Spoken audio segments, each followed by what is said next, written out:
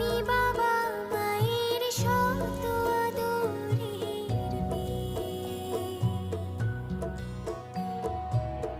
আমি বড় হই সকলের ভালোবাসা নিয়ে, আমার দু চোখে অনেক স্বপ্ন থাকে, আমি পড়ালেখা শিখতে চাই।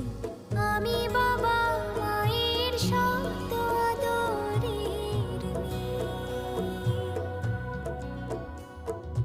যদি চার দেয়ালের মাঝে কাটি সারা জীবন, তাহলে থাকবো শুধু বোঝা হয়ে। শিক্ষা আমায় মুক্তি দেবে, মুক্তি দেবে। আমি তো কালকে খুশি আর আশা, আমারও তো সাধ আছে, আছে অভিলাষা।